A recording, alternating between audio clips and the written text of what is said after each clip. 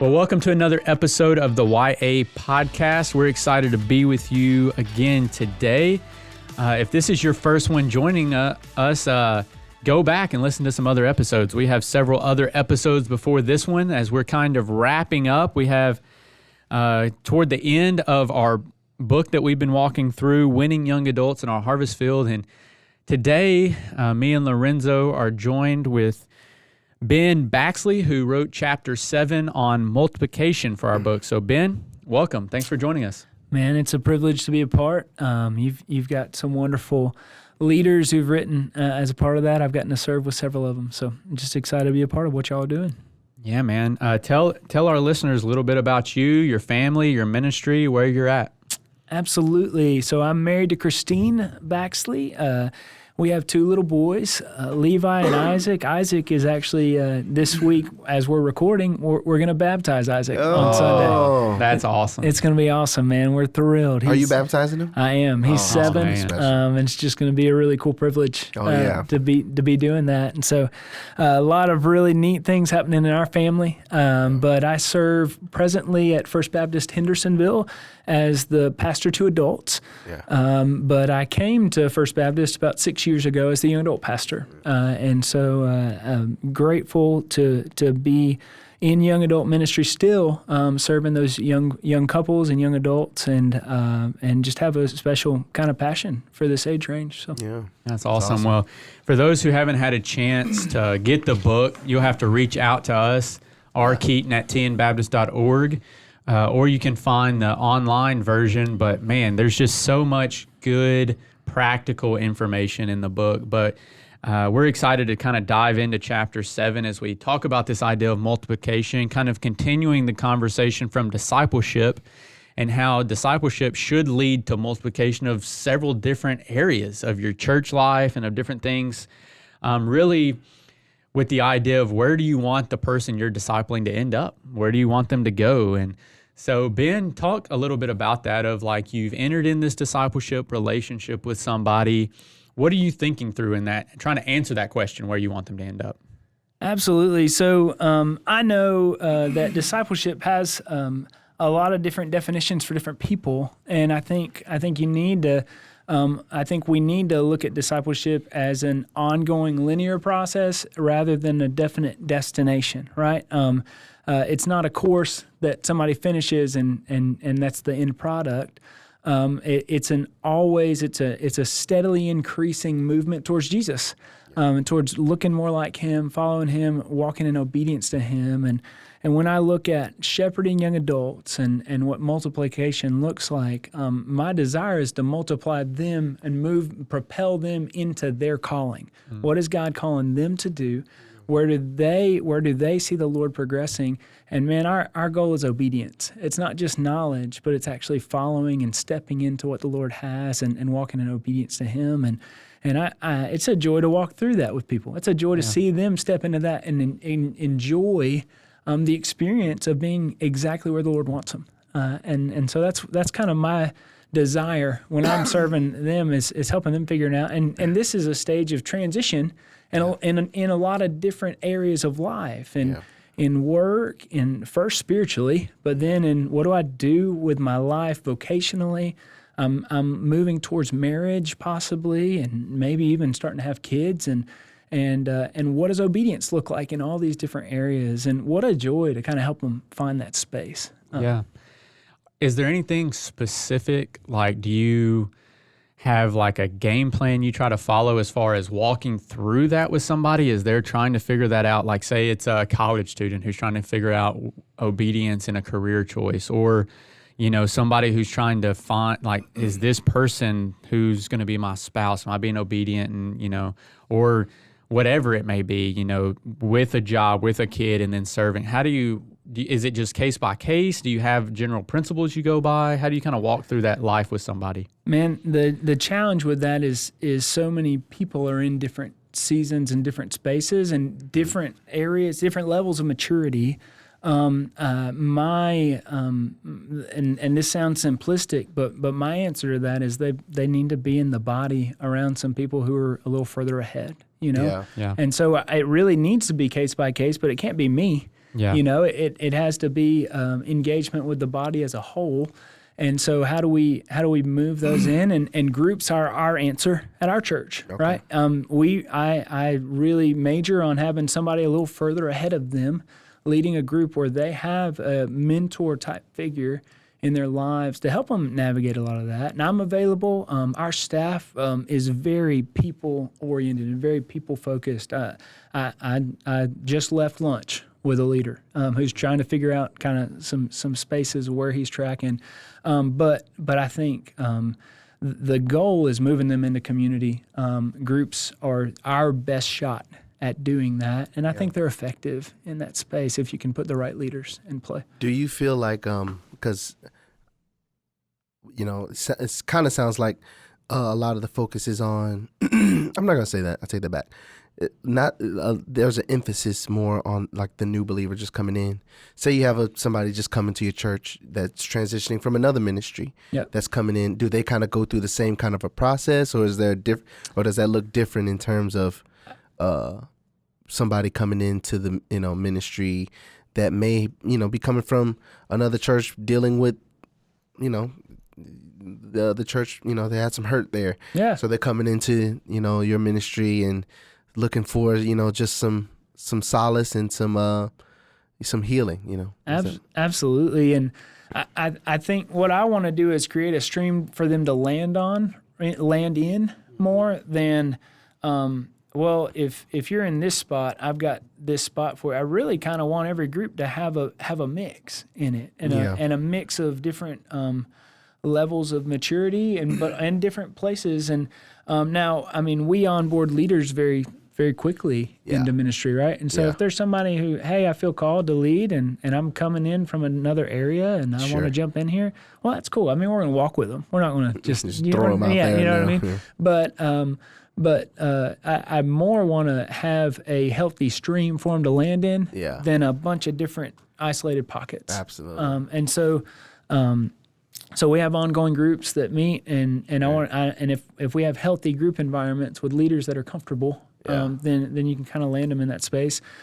We normally move those towards season of life, right? And so we've got we started a young pros group a couple years ago that's really thriving, and two empty nester young couples. pros? Yeah, is what we call them, young professionals. Okay, cool. That's our word for single 20s. Okay, good. And so kind of old school college and career type. Yeah. And so they're out of college, but just stepping into career life. And then I just now started a 30-something single group, Oh, nice. And that's going just incredibly well.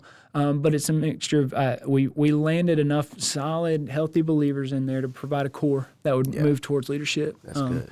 And when you have enough of a core group that's strong and healthy, that's prepared to do what you're trying to accomplish, then you can start. It gives them a spot where we can start landing some people. So, and it sounds like you have several different layers of opportunity of connection. You don't just have, like you said, kind of different siloed groups, but you're hoping they get in that stream. And if they miss one, hopefully they'll catch another one somewhere down the road. Yeah. I would say we lean more towards, I have different environments geared toward different stages of life is practically how we've geared it with the size of the congregation we have, with the type of environment we have. We're not a college town, but our college students look more like career college students. It's community college, it's vocational, it's doing stuff online. And so they're all working a lot. So it's less of a BCM type environment. We really need to treat them a little more like single adults, and moving. So it depends on your context, but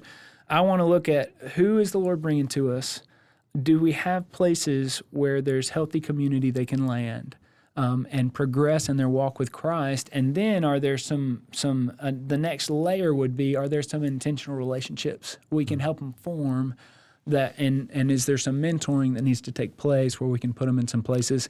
Men's ministry and women's ministry is a great space for some of that dynamic in our church. So we're trying to build out some spaces where older guys are pouring into younger guys and with intentional mentoring type dynamic. So how's it looked with I know a lot of times in church, there could be a thing where, building relationships can be tough. You know, we've had conversations on this podcast about the importance of like relationships and building all those authentic relationships.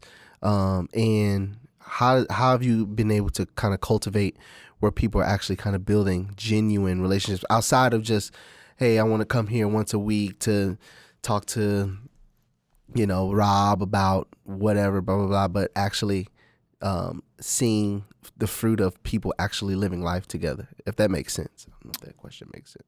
It does. The challenge there is you can't manufacture it, and you can't make people click. That's true. You know what I'm saying? But you've got to build. You have to have some spaces where there's social frameworks that begin that can foster connection. I guess is the best way to say that. So, those, especially on the front end, a lot of those groups. Trying to find leaders who will intentionally have an open invite culture. Hey, we're doing something every couple of weeks that you're welcome to be a part of, and figure out if you click. The other piece is there is no group that's going to click with everybody, right? And so if you don't offer a couple of options the personality isn't always going to click. That's right. So understanding that, kind of operating within that, is something that I've got to be comfortable with. So I have a small group of young professional guys that they work really well together. And there's some guys who are just really looking for that. And it leans a little more support oriented. They're a little tighter, really, and it's really powerful to see. But they're looking for that, and they're not looking for this group of 30, 20-something young professionals who are a little more surface level, on the front end, and they're building relationships. But I think you got to give it that surface level space. Like you can't really force them deep into an intentional context until they get ready to do that, and they've kind of formed some things naturally. But then giving some opportunities on ramps to see some of that happen and see what clicks. Do most of these groups kind of form or gather within the context of being at church, or is it like we might have a potluck over here, or might go do something over here, but what does that look like in a day-to-day kind of setting? At Hendersonville, or in my context, we say most of our groups are on campus on Sunday morning, connected to a service. Okay, all right, cool. Even those young adult groups. Cool. But we say for all of our groups, we say our groups gather weekly but minister 24/7. Yeah. Right. And so if they're not operating in some time frame that they're doing off campus friendship, fellowship, engagement, they're not really accomplishing what we're trying to accomplish. And so you encourage them to, outside of the context of that Sunday morning thing, to get together with their group? Yeah, the aim would be you would anywhere, it depends on the stage of life, right? But anywhere from a monthly to quarterly hangout. That's awesome. And the younger crowds we want to aim at monthly. Yeah. And then that gives opportunities that then they're doing stuff off the cuff. Like, hey, I'm playing Frisbee golf. Anybody, if it's open invite, 3 of us are going. Y'all tell us if you want to go. The 30s group that we started a couple weeks, or it's been 6 weeks ago now. Yeah. I have a lead guy and a lead girl, right? And Katie, the lead lady, I saw her at church last night. She was actually subbing in for our college, teaching in our college environment.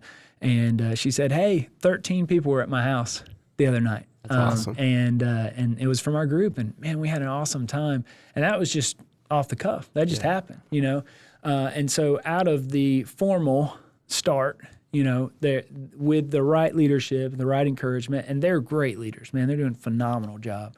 The informal pops, Yeah, and I love the kind of underlying principle that you've said of just really discerning your context, because I feel like there's the pressure sometimes as a church leader to feel like you have to have the answer across the board. Like, well, this is why this works. And sometimes it works because it works in your context. That's all you can say. Like, it works for us because it works for us. That's our church context. That's our community context. And it may not work for you, but that's how it's working for us. And I think that just reminds us of the importance of church leaders to have our finger of the pulse of our own communities, because what may work in your environment wouldn't work in another, and what, wouldn't work in yours may work in theirs. And so you have to be able to discern that and know your people. And I know, like, at First Lexington, where I serve, even other churches inside of our own community, they do stuff different because that works for them. But we've tried some of that stuff. It doesn't work for us like it works for them. And so, man, I just think that's important, just discerning your context of what works for you and what works for your people and what are they looking for. And then even those pockets of groups, you're creating that for people.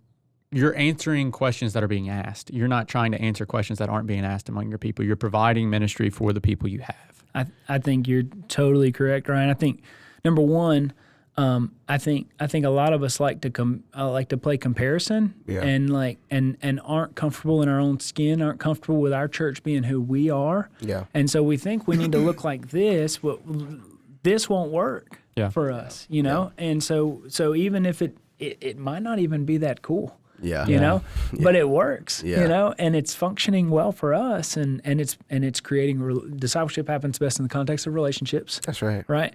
And relationships happen in smaller groups, right? And so we're taking principles and then we're adapting them to our context.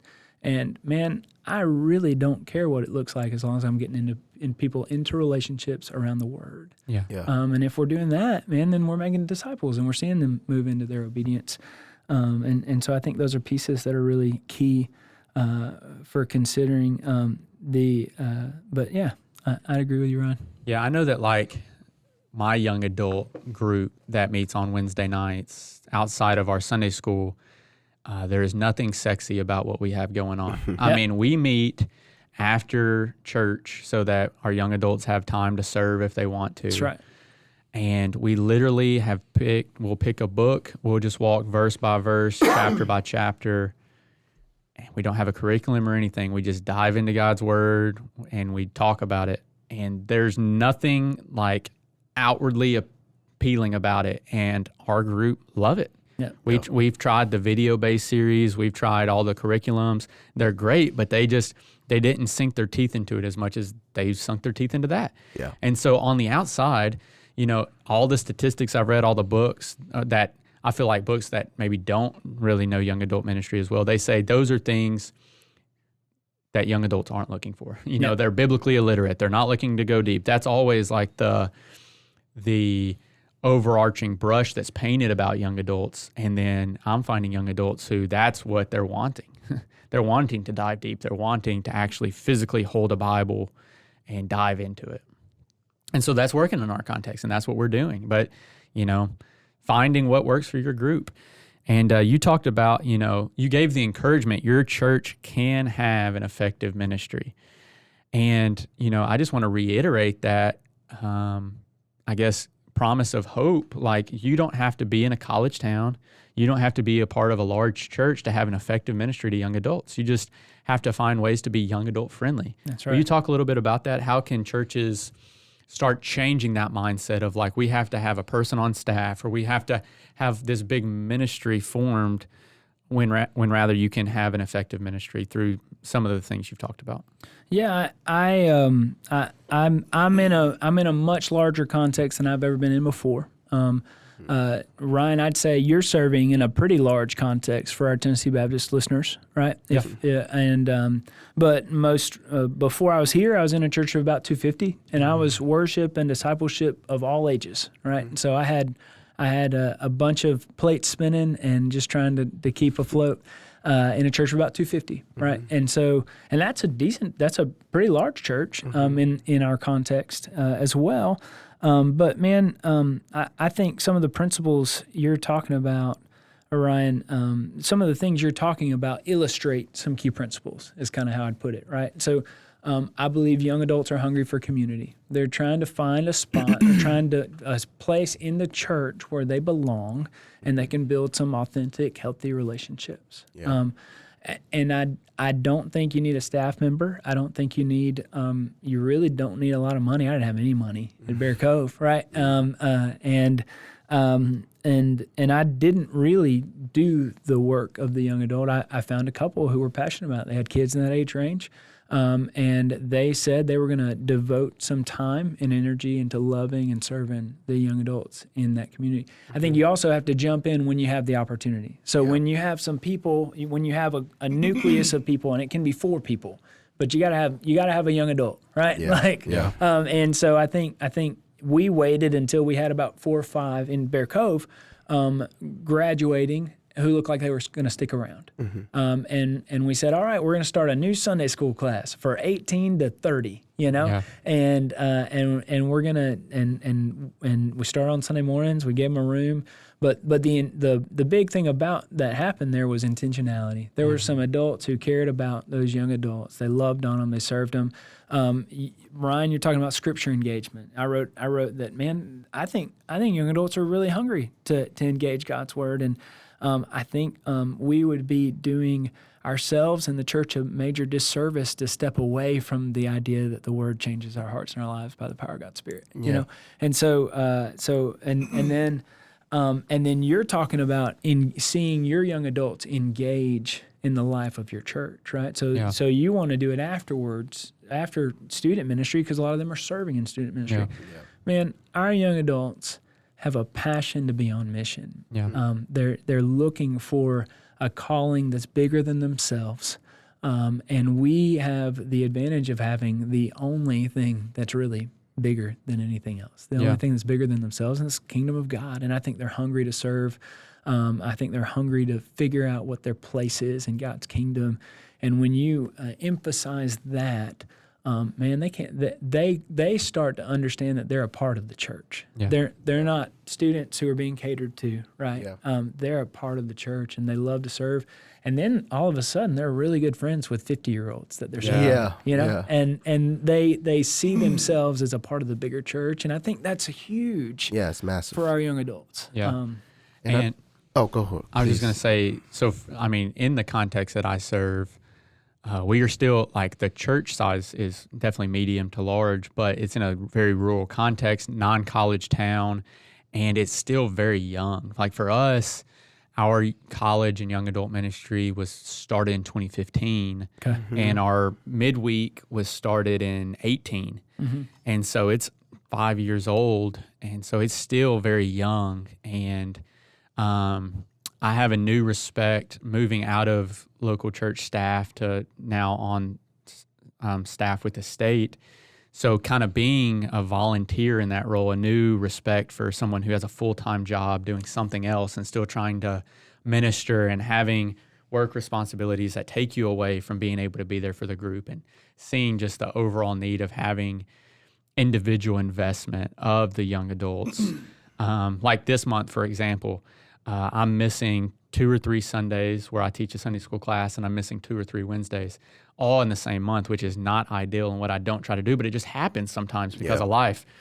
And being able to hand that over to some young adults who are just, but it's the culture, right? The DNA that you instill of just, these are the expectations. If you're a part of our group, we kind of say from the very second even before they graduate, we expect you to be serving in some area, right? Like you have a place here and you are needed. Like, we need you to serve, because if you're not pouring into our children's ministry, if you're not pouring into our college or into our youth ministry, we're going to have a deficit. And so we just kind of lay out that expectation, and they buy into it. Like you said, they buy into the vision of being a part of something bigger than themselves. And I know for us, our college and young adult, they don't have money, but they have time. And so they can give their time. And then here in a few years, when they enter into that, young married with kids, they're not going to have as much time, but they can find other ways to serve. And so just, I guess, teaching and adapting to them being faithful in whatever season of life they're in that moment. That's right. And then helping them discern which season of opportunity.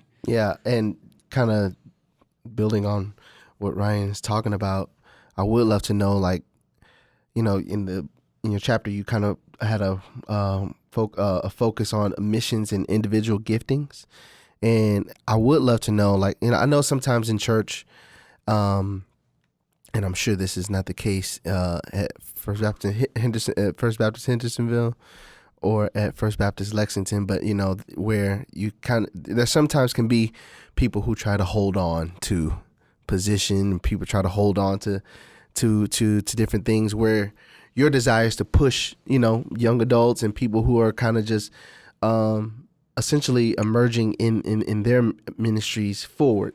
How has it been with the relationship between the older generation and that generation that you're trying to push forward to kind of take some onus and responsibility within the larger context of the church? Yeah, I think things go well and poorly in every context. So I'm not saying we're very much open to changing and growth. But I think you have to operate with a level of realistic expectation for the maturity level of the folks you're moving into leadership, right? Sure. You need to put some safeguards in place. You need to kind of understand. You got to be involved in their lives and know where they're at. Yeah, exactly. That's gifted wise, maturity wise. How are they handling stuff?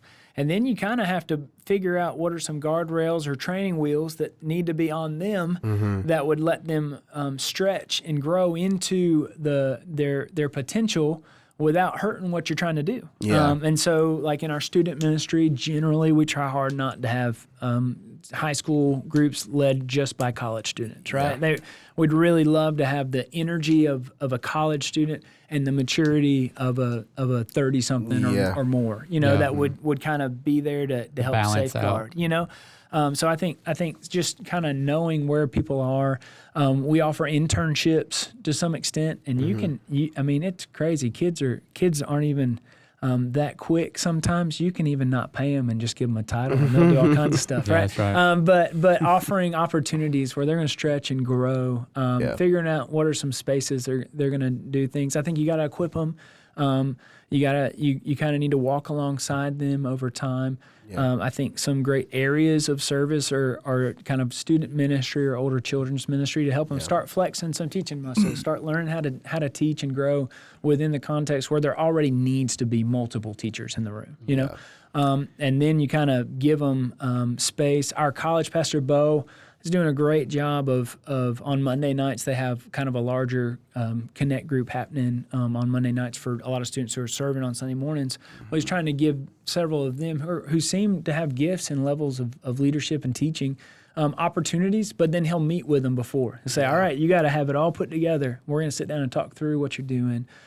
Just kind of giving those opportunities with some space to help them succeed well and protect what you're doing, I think is key. I think, and that's, what's interesting about that is it's been a long-held belief of mine that, especially within the context of college students, especially those college students that may be on the cusp of graduating or, a year to junior, senior, that kind of level, that especially for in the context of smaller churches that are just always so in need of just help in different areas of their ministry, that is a underutilized kind of place. Man, college ministry is if we didn't have college ministry, our student ministries would struggle. Yeah. Like there's so much energy and vitality and joy that comes from our college students serving and loving. And I mean, I was in a space, I was serving a church as a worship pastor in college. And man, I don't know how well I did at it, but I'm really grateful for that opportunity. And it was a great training ground, I'm sure, for you. It was massive. Yeah. And I didn't even it wasn't even a context where I would prefer to do, like it wasn't the style I wanted to do, those kind of things. Yeah. But man, I grew from dealing with people, and how patient were they with me? Exactly. There's a lot there.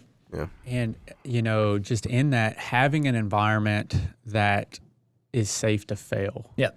I think that we're so scared as churches sometimes to have something fail. And of course, that's where the guardrails are there, right? We don't let somebody fail too far, but give them opportunities to make mistakes, to not be 100% polished in the way that they do something in a safe space so that they can grow and mature. I mean, I think about the first time I ever preached and how awful that was. And I was thankful. And I am thankful. What'd you preach about? I couldn't tell you, but I don't want to. I hope it wasn't recorded. You But gotta I just find that know footage. I had like 5 pages of notes, and within 5 minutes, I preached everything I'd ever been taught about the Bible. You know? And did not know what to say. But I'm thankful. Like my home church gave me that opportunity in like high school. Yeah. And that way, whenever I did get a job that was more ministry related, I had at least done it before, had a framework of idea. That way I didn't crash and burn on a more like quote unquote professional level. And I think that's important, like having, you know, a place where young adults can pray in public, which sounds crazy, or read scripture out loud, which is like huge hurdles for a lot of people. That could eventually lead, like I've seen, they wouldn't pray out loud to their volunteering to lead our study a couple months down the road. And it's just like they get past that one mental hurdle and they see, you know what? Nobody like, you know, lit the pitchforks when I didn't, you know, do it perfectly. And then they're willing to step out deeper in commitment and leadership. Yeah. But just giving them those opportunities to, you don't have to do it as good as me, or hopefully you do it better than me, but we're going to let you still have a place to serve or have a place to lead, and it doesn't have to be perfect. It's not going to be. I think too, whatever size church you are, you can be a church that prioritizes the next generation. Yeah. And every church has a bunch of grandparents in it that really want to see their kids get and their involved. grandkids heavily involved in the local church. That's right. And they will do whatever it takes if you present a compelling vision for that. That's right. And so you come to them and say, look, I need this Sunday school classroom because I want your grandkids in it. Yeah. All right. What's it going to look like? What's it going to take? It's probably also going to, I also probably need $500. Yeah. I promise you, they will come up with the figure it money. out. Come up with They'll 500 come bucks. up with Yeah. a space, and they will make it happen if you'll. And they're stoked to have that kid on stage. Yeah. It doesn't matter how good they are, you That's know. right. And so, how do we move towards that as a body? How do I, as a pastor of any size church, say, you know what, we're here because, and we want to be here 2 generations from now. We've got to prioritize the next generation. And I think churches have the wrong conception a lot of times of, if you prioritize next generation ministry, children, youth, young adults, then that somehow means you're taking focus off senior adults. And I think that's opposite. I think there is a bigger focus on senior adults and older adults because you have to have that leadership pouring into the younger ones for it to work. Absolutely. Yeah. And they really don't care if you're serving their kids and grandkids. Yeah. They really don't care. They'll pay their own way. They'll make it happen. But they're desperate to see their kids and grandkids come to know Jesus. You know,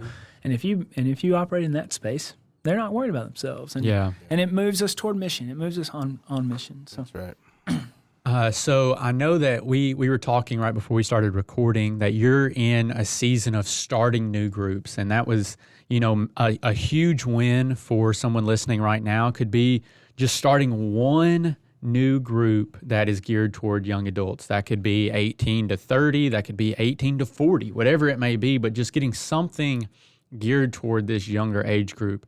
What are a few tips if you had 3-5 tips of like, here are some things to think through as you're starting a new group?